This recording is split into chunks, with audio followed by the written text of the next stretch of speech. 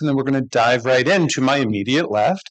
I have Alex Reeve-Givens, who is the CEO of the Center for Democracy and Technology, one of the leading advocacy organizations in the world working on civil rights, civil liberties all around the world. She's based in DC. To her immediate left is Amanda Craig. Amanda is the General Manager for Responsible AI Policy at Microsoft. To Amanda's left, we have John Edwards. John Edwards is known to many. He is the Information Commissioner of the United Kingdom. And to John's left, we have Denise Wong, who is the Deputy Commissioner of the PDPC in Singapore, the Privacy and Data Protection Commission. Welcome to our panelists. So we have two regulators, an industry representative, and a civil society representative. I come from the IEPP. If you don't know the IEPP, we are a global professional association, a not-for-profit, but also policy neutral. We're not an advocacy or a lobbying body. We bring together the people who do the work. Many of them are in the room right now, who do the very hard work of data protection and AI governance all around the world. All right, let's jump in. The title of the session reflects trust as an engine for growth. Let's think about that just for a minute. Just a few short years ago, I think it was 2.5, maybe 3 years ago, this event started in Bletchley Park in England. And in that iteration of the event, it was named the AI Safety Summit. Right around that time, the EU AI Act was being negotiated, soon passed after that. But a lot has changed in that 2 or 3 years. This event is the AI Impact Summit. The event last year in Paris was the AI Action Summit. More recently, we have seen the not yet fully implemented EU AI Act become subject to an omnibus package where some of the expectations of that original act are being dialed back a little bit. And we've seen broad critique of regulatory structures, trust and safety structures that might inhibit growth and innovation in AI. There clearly is a deregulatory mood in the air. In fact, I think it's notable that there has not been much discussion of law or regulatory initiatives that might create guardrails to help guide the adoption of AI. So clearly we're in an odd moment, and an odd moment for this panel. But as I walked around the campus of this event, this enormous campus, I noted something that was, I think, quite significant. Just about every second banner or poster, just about every large printed word in the show floor somewhere had trust or safety or privacy as part of the messaging. In fact, the sutras, and we'll talk about them as we go through the session, the principles announced by the Indian government largely around trust and safety.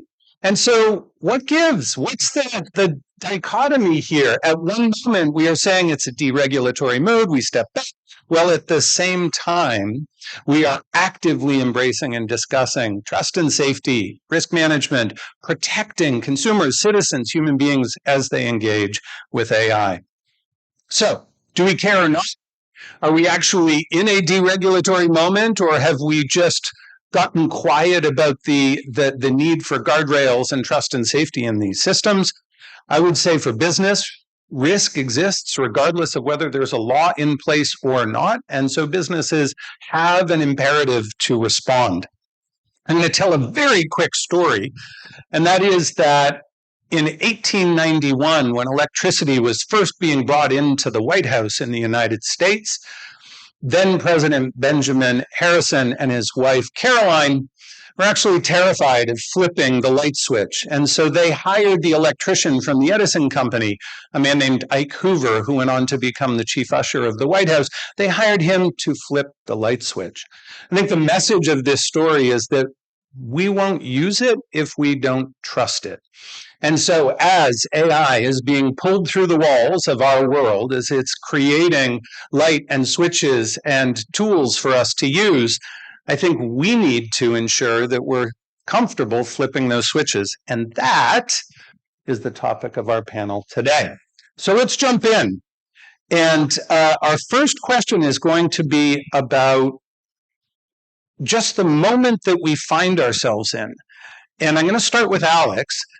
why are trust and safety important to innovation? And maybe speak to this dichotomy that I've highlighted. Why is it in this moment that we can't talk about regulation, but everywhere it seems we're talking about trust and safety? Yeah, first of all, thank you for convening us, and it's a pleasure to be here. I think you really hit the nail on the head in your introduction, which is when we think about the long-term success and sustainability of AI, and that is business sustainability for the companies as well as societal sustainability for all of us. The secret is not just an acceleration, the biggest, fastest, most capable model. The real story is one of adoption, and that has been the overwhelming theme of the summit this year. And for people to adopt this technology, they need to trust it. And that's trust in multiple different facets, right? Is the tool fit for purpose? Does it work in your language? Is it appropriate for your culture? Will it protect your privacy? Is your data going to be secured? What is the quality of the information that is grounding that model and those outputs? And I think people are really waking up to this, and they're demanding more. This is both as individual users and then, of course, for enterprise customers too, who themselves are saying, we're on the front lines thinking about how to integrate AI into our business operations. We are the ones who will likely be sued if this goes wrong. Where are the guarantees? So this is where trust really is the fuel of innovation, because it is what's going to be the economic driver of these tools being adopted.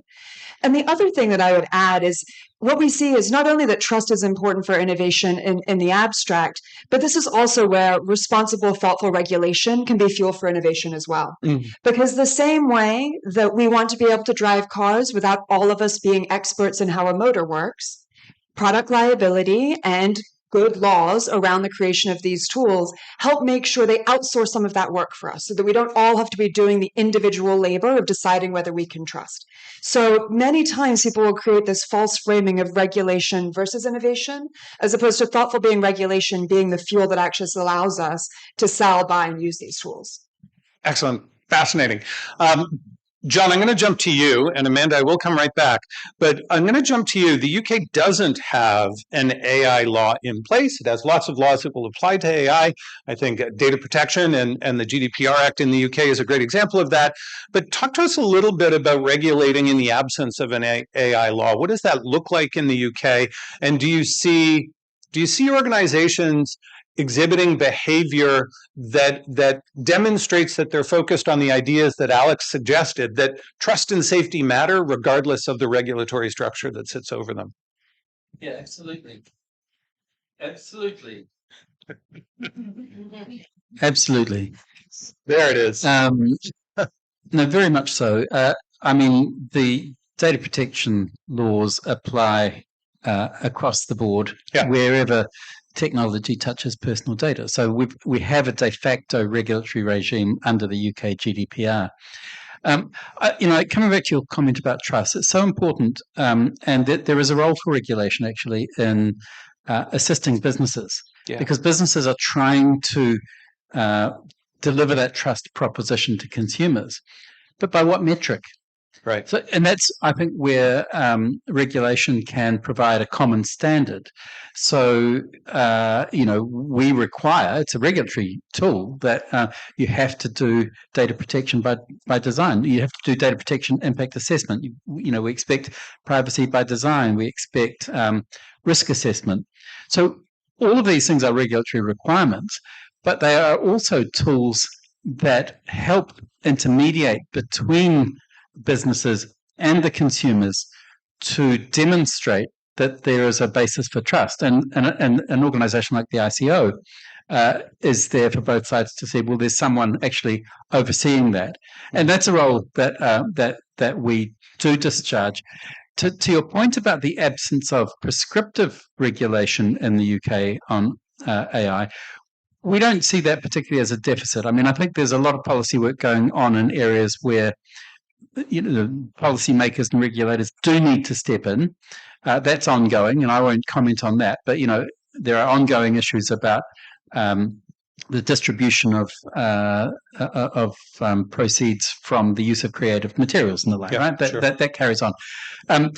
But in the absence of an explicit rule, it's incumbent on my office to deliver safety and confidence and metrics for industry and to deliver certainty over what is, can be seen as an uncertain law. So we've gone out and said, well, here's how we see the technology neutral general principles of the GDPR apply when you train a model, for example. We see, for example, the EU AI Act in Article 10 talks about the need for fairness. Well, we've been able to articulate those obligations by way of guidance, linking it back already to the GDPR principles. So, there's a mapping. I don't think at the moment for the available applications of artificial intelligence technologies that there is a lacuna. It's there with the GDPR, and we are there to provide confidence and certainty about how you apply that, how you improve your products with it, and how by doing so you engender that trust that you described at the outset. Excellent. Okay, so Amanda, tell us, do you agree that there's not a need for additional rails, traffic indicators in AI? Is John right that the existing regulatory structure is really providing enough guidance, or is it the case that Microsoft is using internal principles, frameworks, standards that you might adopt to build programs and services that you think meet the expectations of trust and safety of the marketplace? Thank you. From a Microsoft perspective, we are focused on implementing our responsible AI governance program and see opportunity for lots of different governance models that governments could pursue in terms of implementing existing regulation, developing additional regulation that complements that existing regulation. I think the through line for us, the bottom line, is very much what Alex started us off with, that we do very much see, we've seen through multiple generations of technology, we're not going to have adoption, we're not going to have use of this technology without trust. And we need to have governance programs at technology companies. We need to have governance efforts by governments that are ensuring that we have an evolving conversation about trust. Because if I pull the thread on the analogy you started us with, like, how do you flip on a light switch? And that can be scary when you've not done it before. I think the other thing that is very true about this technology is that it is also very dynamic. It is evolving very quickly. And people might even be scared that, like, they won't know where to find the light switch next week. And that brings a whole different set of challenges. And so that requires not just confidence and how you are able to sort of trust the technology today, but also that there's trust in a governance process that will continue to iterate and evolve alongside the technology. Excellent. Denise, help us then here. I know Singapore has released guidelines, standards around AI.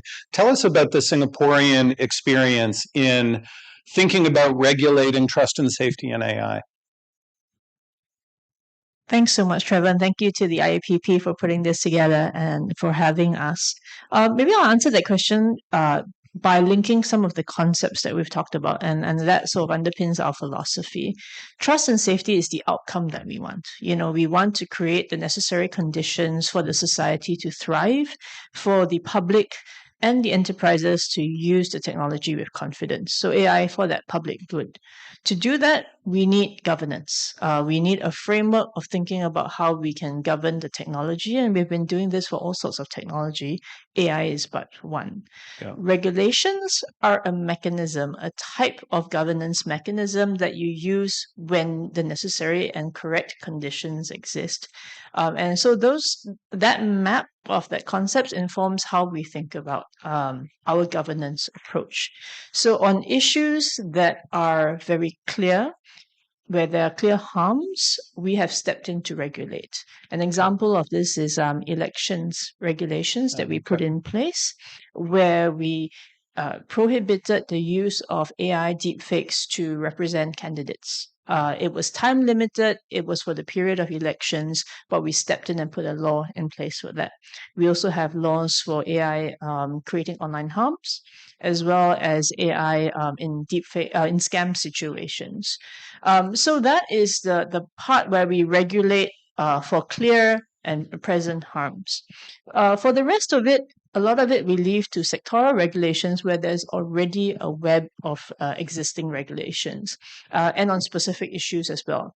John and I and many of us are in the data protection field where, as John has said, there are already existing laws that can be tapped on, updated, reviewed in order to deal with this new technology that has come about. So where we have done AI governance frameworks and tools that you've mentioned is where we've seen a need to create some sort of horizontal principles and platforms to think about the sector agnostic general issues on transparency, on what model governance for corporates could look like. We haven't seen the need to regulate that horizontal layer just yet, but certainly a need to articulate some of these principles. And that also allows us to create more certainty for the market, to give them some direction that actually this can be a market-driven assurance system that has demand, has supply, and has well, I'll call them proto standards, early days of standards about what good looks like. So that's the work that we've been doing in trying to create and seed an assurance ecosystem that sits, I would say, adjacent and complementary to regulations where they're needed. Fantastic. Please. So just to jump in on that, one area that I think is proving very important and people are discovering this across jurisdictions is even where existing laws apply, there is a problem where AI systems make it hard to know whether or not those laws are being broken. So this is where that transparency layer you were articulating really becomes important. Give us an example. Yeah, and I'm going to make it US-centric just because this is it's the one that's top of mind. So forgive the bias here. So in the US, we have equal employment laws. It is against the law to discriminate in the course of hiring. So in theory, a piece of software that perpetuates discrimination against particular candidates, for example, not considering the resumes of people over a certain age, is violating an existing law. So people will say, we don't need any further regulation, we're done. The problem is, you can tell in a human-run system where it was just a bad apple in the HR department, it's been historically easier to prove that case. Now, when it's AI-powered software making that decision, it is really hard as a worker who's just put in a resume and never got an answer back to know if something was going wrong. If you actually get up your courage and file a case, it is really hard to prove your case that there was discrimination. And so without some type of disclosure regime that requires transparency in these high-risk scenarios, high-impact scenarios, to have transparency and disclosure about the system that is being used, impact assessments to make sure that that discrimination isn't happening, you actually don't get the remedy that people really need under existing law. And so that's where I think this horizontal piece can complement the sector-specific vertical laws in a light touch way, but actually gives meaning to the laws on the books. So I think that's a great example of the harm trigger that Denise described, that we identify a clear harm, and that may be a place where additional regulatory structure might be helpful. I think we heard pretty significant consensus across our panel. Trust and safety is good. That's good that we're there. That's a great consensus to achieve. And not complete consensus on the idea that additional regulation is needed yet, with the exception perhaps of a few scenarios in which we can identify high risk or harm. Let's go out to our audience for a second. Help us describe the relationship between innovation and regulation in AI. If you think it's a great relationship, thumbs up. If you think it's a bad relationship, thumbs down. If you think it's complicated, make it complicated. What do we think? Oh, I see a lot of complicated. What does our panel think? I think it's a good relationship between innovation and appropriate regulation. Fascinating. I thought we have a very strongly opinioned audience here. That's great. Let's talk about regulation again and dive in just a bit deeper. I think one of the things that's tremendously challenging is prescriptive regulation, trying to understand harms that might occur before technology is fully adopted broadly in the marketplace. I'm a veteran of the privacy world going back to 1995, 1996, and in the late 1990s, we were talking extensively about cookies and how do we regulate cookies and the privacy issues associated with cookies. guess what? We're still talking about cookies often, and I know for many of the privacy and data, they're nodding already. They're crying a little bit because it's so painful to implement many of the cookie banners and cookie consent mechanisms that we have.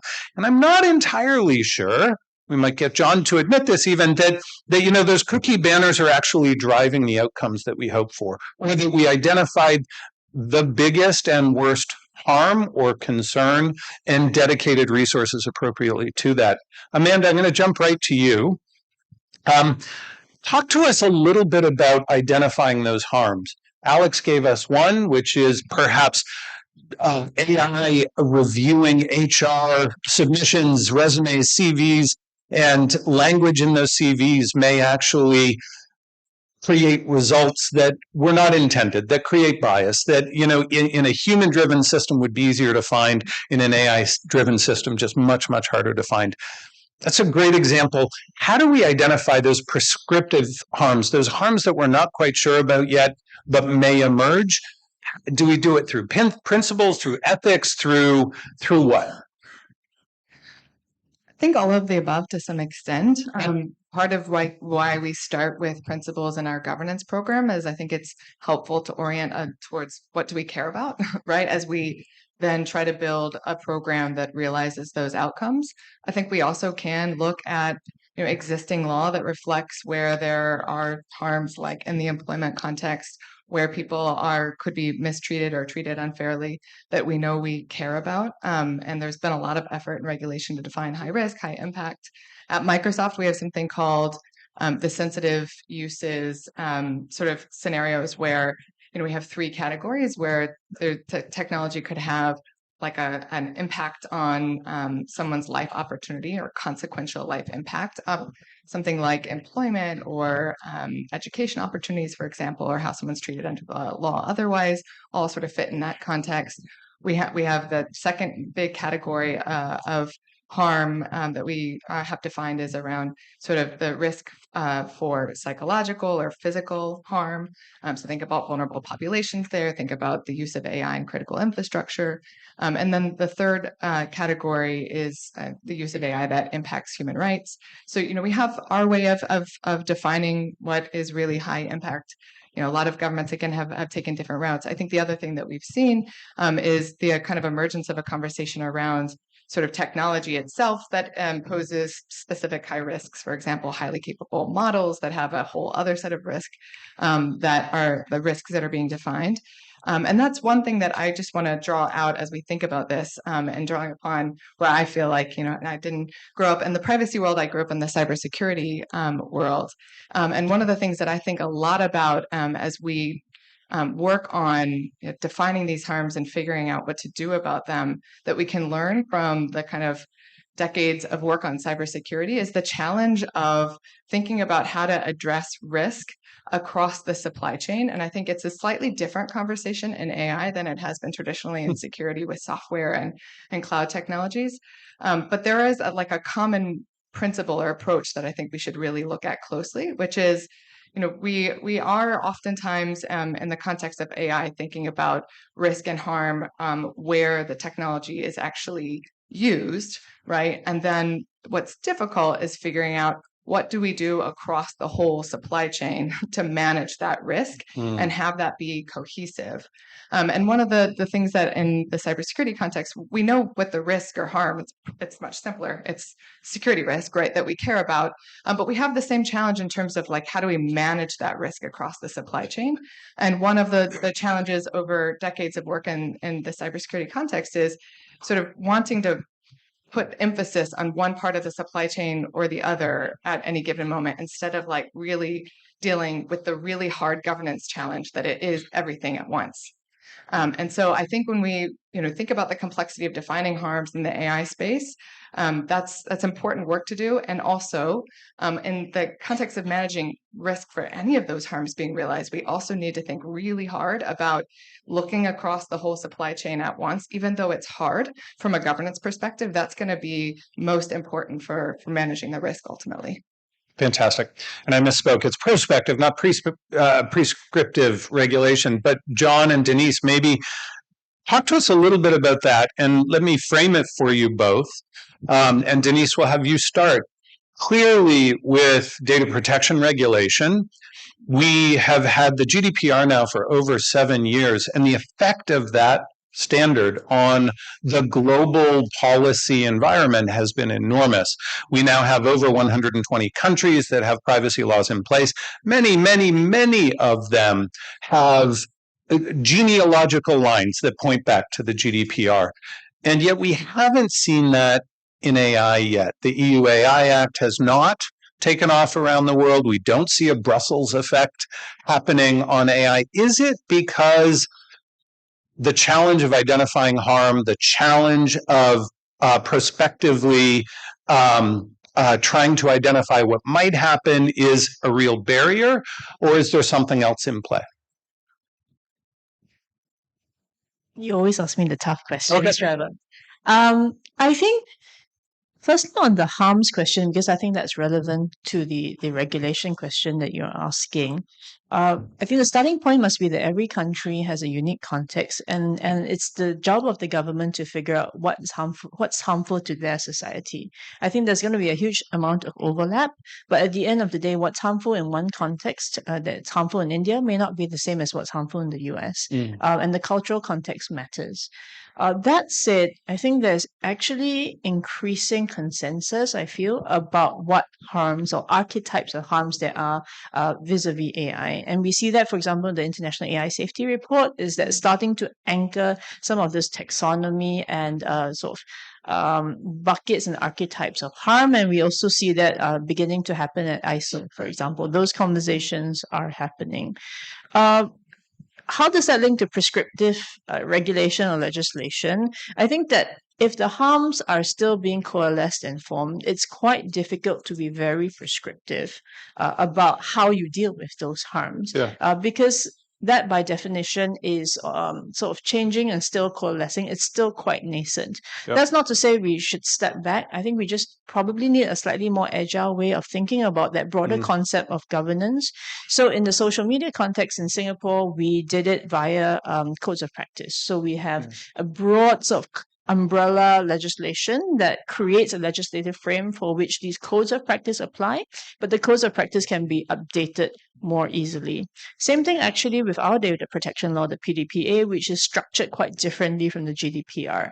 Our PDPA is actually very not prescriptive. It's outcome driven, it's fairly broad, but most of the guidance that PDPC provides, and these are for compliance, is done in advisory guidelines. So I think there are regulatory mechanisms you can use that are less prescriptive than primary legislation, and that gives you enough levers. It's tools in a toolkit, basically, to be able to deal with the harms and with the problems that the society is facing.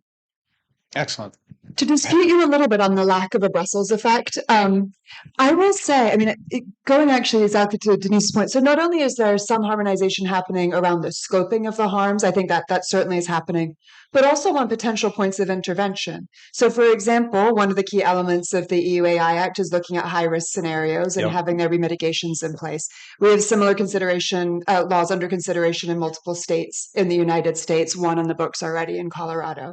They would never say it as a copycat. It came from its own origins, but it is lawmakers thinking what is an appropriate right-sized intervention to that particular risk. You can look at the recent transparency laws that were passed in California and New York. Very similar discussions to the Code of Practice for General Purpose AI models that came out under the EU practice.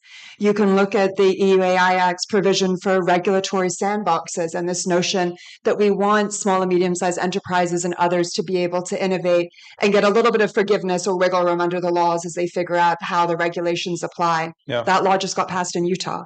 So there are these glimmers where we are seeing smart solutions to very specific problems and people learning from each other. The point's very well taken, and I think it's notable from Bletchley Parks and now there has been a focusing of the dialogue. Many of the existential risks are not on the agenda this week, that were discussed actively at Bletchley Park just 2+ years ago. There has been a focus on some of the real harms. John, you had an example of a real harm in AI just recently in the UK with the Grok scenario, and your office announced some actions as a result of that. Maybe use that as an example to talk about how data protection was used in an AI context, but also how your office did or didn't coordinate with Ofcom and others in response to that. Because I think in the absence of that umbrella AI standard, that interaction with fellow regulators across disciplines and domains becomes really important. Or I will ask you, does it become really important? Yeah, it is. It's hugely important that we coordinate. These are new challenges that we're all facing. On the Grok issue, obviously, it's under investigation, so I won't be able to say too much about it. But we're interested in what how models are trained, what data they're trained on, what output filters are included, what kind of safety mechanisms. Interested in what kind of ingestion there is of data when it's used at that level. But there's some complexity in that case as well, because you've got users using a tool that's amplified by social media. I don't know whether the same functionality is available in any other image generation tool that just hasn't got the same media because it's not amplified by a social media platform. But very early on, I think I was back home in New Zealand actually on about the 5th of January and started to see this. And I messaged back to the office and said, what are we doing? What's Ofcom doing? How are we connecting to our international colleagues? And that's so important. And so we've messaged into GPA. We've coordinated very closely with Ofcom, and we have to cope with the fact that regulation is a little bit fragmented. Yeah. So Ofcom is responsible for administering the Online Safety Act in the UK. Now, that is legislation that seeks to regulate the kinds of harmful content that can be delivered to a child's device, for example, right? I see this thing. Is that regulated by online safety? If so, it's Ofcom. How did that get to me? Well, that depends on how the underlying data was processed. That becomes an ICO, GDPR issue. So we need to be working very, very closely, and we are. But also with the Grok issue, one of the very early things we did was to reach out to our colleagues in the GPA, the Global Privacy Assembly, and say, who else is looking at this? Let's make sure that we're not sort of treading on each other's toes, or at least that we're sharing information, that we've got the same ideas, that we think the same way. And that can be tremendously powerful, whether or not you can point to a regulation that that app or that platform is clearly in breach of. To describe a set of expectations about harm mitigation across a coordinated group of global regulators, I think can be quite powerful. And just to see how the alternative for some of these platforms is not necessarily being investigated and fined by the ICO. It's like what I noticed the first day that I was here when I went to flip TikTok on and saw this is not available in this country. So if the offering in a particular jurisdiction does not meet the standards and norms of that jurisdiction, these organizations need to understand that they can be switched off, that they are not actually all powerful. Yeah. I just have the image of the UK Information Commissioner doom scrolling TikTok in my head now. It's like the Italian sandwich recipe. Let's do a quick round, and please do keep your answers short. But innovation is not limited to technology. It's not limited to business practices. It's also very powerful in the privacy enhancing, safety enhancing tools that we use inside organizations. It's in regulatory structures. Denise has mentioned regulatory sandboxes, or maybe it was Alex, but we've heard regulatory sandboxes mentioned.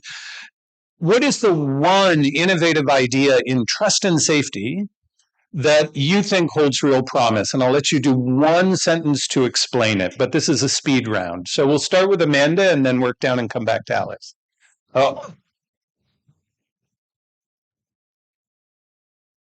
One sentence. Okay, got my sentence. I think about provenance tools as an area of innovation. Again, this is calling upon my cybersecurity background, but I think something like agentic AI is an area where there's a lot of interest, concern, governance momentum, and one of the challenges is being able to look at something that is fundamentally not just like one technology. It's a bunch of very dynamic components, models, platform tools, services, applications all working together. And while that feels like a really new, hard challenge, we actually can draw upon what we know of software to actually be a set of dynamic components as well. And one of the ways that we've figured out how to govern that, or we're working towards figuring out how to govern it, is with software bill of materials, something that really allows you to have the ability to track those dynamic components. And I think that's something we can apply to agents. So it increases transparency. It tells you, which algorithm or which system this might have come from. It helps with accountability broadly. Yeah, excellent. John, what's the most promising trust and safety innovation that we have? Well, I think you challenged us with one word, so I'm going to go with agency. Agency. Okay. And I think for me, it's a word that so much of our world is dominated by consent, which is, I won't say broken, but it's under strain as a useful concept.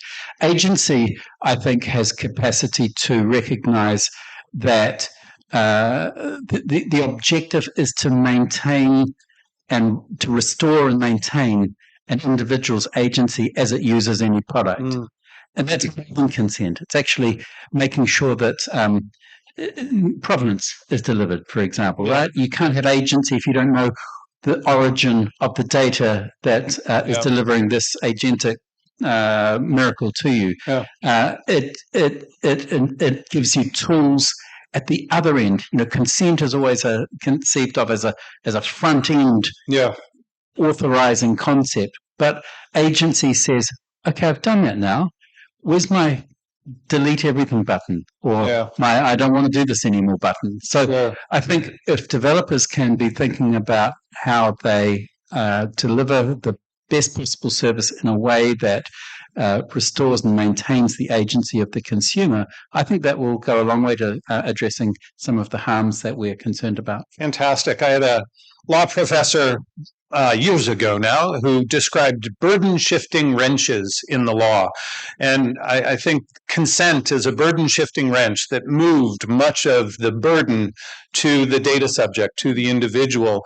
Agency, it sounds to me, is an idea to move back to those who might be accountable and have them have fiduciary or stewardship responsibilities for that person. Denise?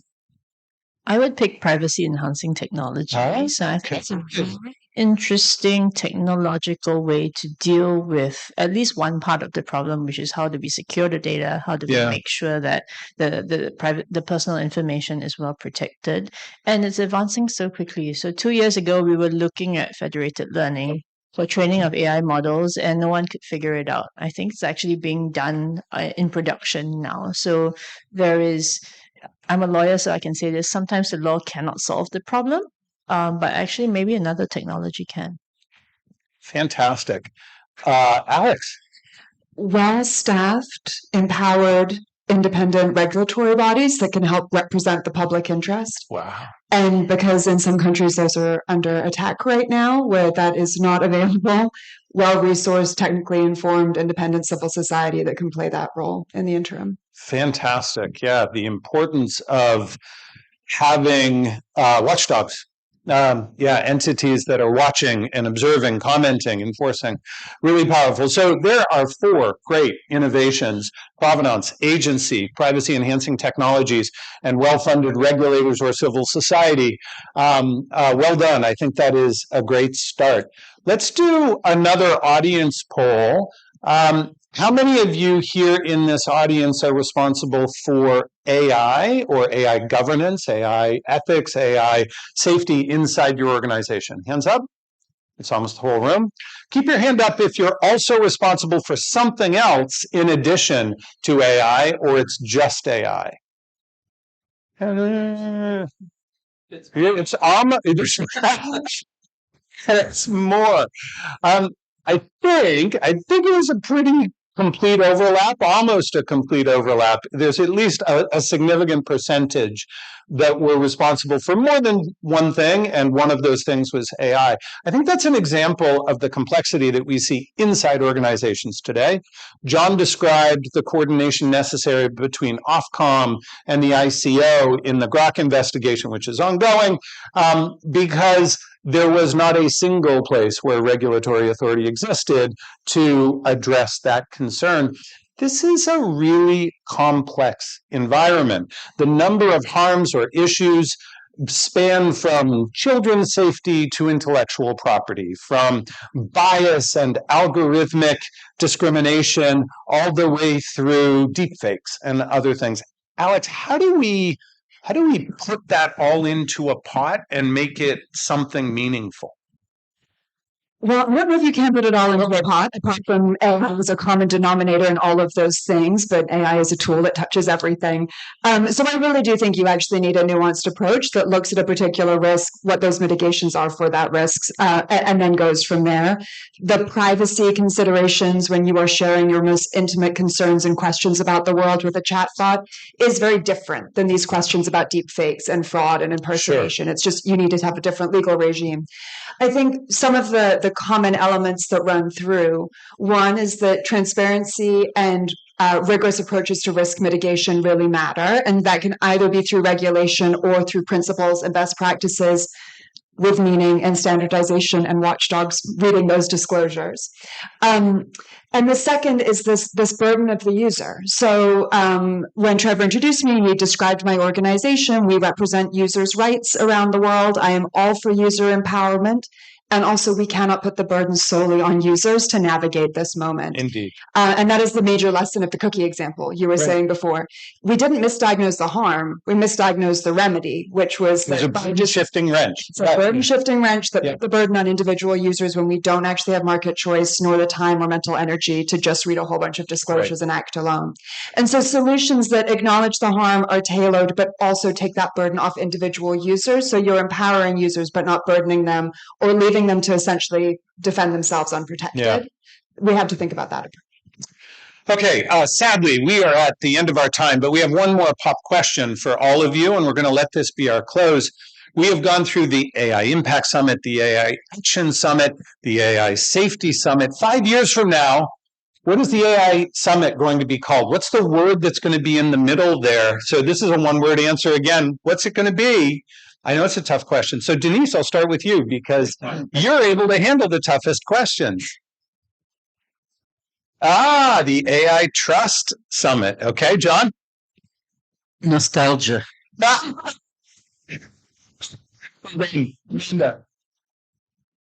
Thriving. AI Thriving Summit. Okay. I'm going to cheat. For the people, by the people. It's more words, but still a phrase. For the people to get on a poster.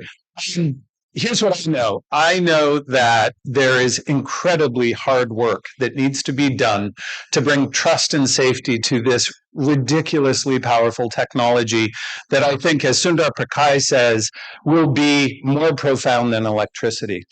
That hard work happens every single day inside organizations that are implementing these tools, inside civil society that are watching and guiding that behavior, inside regulatory offices that are navigating to ensure that marketplaces around the world, that the broad digital economy gets this right.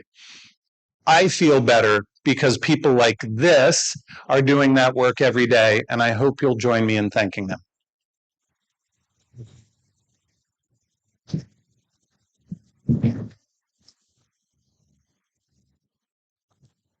Thank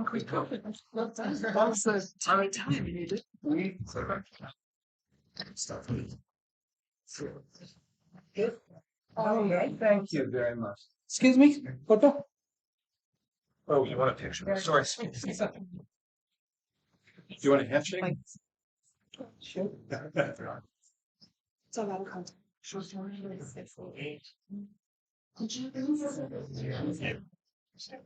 the end of it. Thank you so very much. Thank you. Thank you.